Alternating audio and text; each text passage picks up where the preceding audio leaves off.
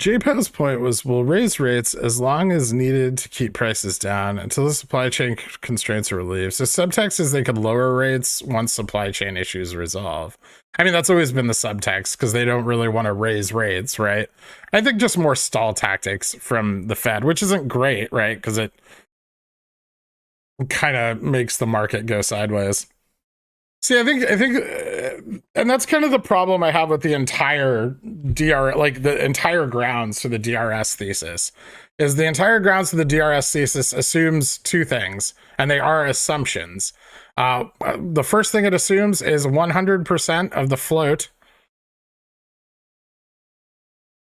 however they want to calculate it, which, I mean, they really take some liberties with, is owned by retail. The second thing that they make is that more than 100% of the float is currently sold short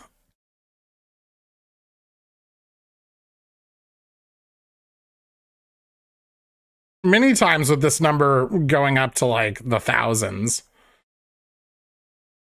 So one, this is obviously harder to prove, but it is unlikely given our bid-ask spread and the number of shares required, and the fact that we did not have ownership of the float at the shareholders meeting. Regardless of what you want to say about votes not counted, we weren't anywhere close. Like, the shareholders meeting implies 22.5 million in retail ownership.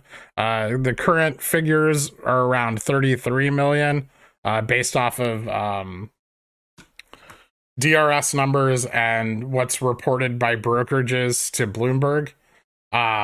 And then, I would say that both of those could be off, right? But, what are we dealing with? Are we dealing with another 50% of the float missing from that number? Unlikely, right? And then the second one is, sure, the shares sold short can exceed 100%, but only for the period of time that a synthetic share exists in the market, which is at most T plus 6 plus 35C plus 3 days of settlement.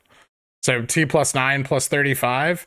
After that, this is cleared through CNS, meaning that share, this FTD and this share really don't exist as a synthetic anymore. Even if that creates a new fail, that original fail no longer exists. And so, you have this situation where even if 100% of the float is sold short, it can only exceed 100% for this period of time, right? And then after these are netted off and cleared, obviously the percentage sold short will drop. And so because of those two facts, DRS doesn't really do anything, right? Like, if anything, people will just be disappointed in a year and a half when, the float is only like 20% registered, or 20 million shares. Let's say 20 million shares, 33% registered. Sort of, yeah. So they use the ETFs kind of like an FTD laundry, right? Because ETFs have infinite shares, and so infinite creation.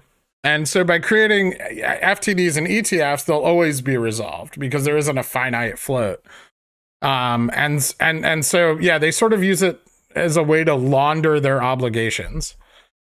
So by taking GameStop obligations that would normally be on GME directly and splitting those obligations off into multiple ETFs, you create multiple chains of net settlement instead of just one chain on GameStop, where, large numbers of FTDs could cause an FTD squeeze.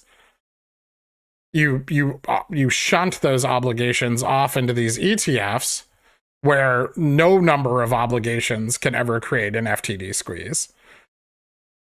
And so that's why after June, you see GME obligations fall off and ETF obligations pick up.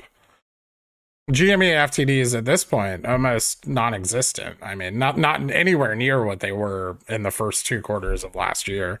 Not even fucking close. And yeah, if you DRS 100% of the float, it's the same result. Like that doesn't affect ETFs at all.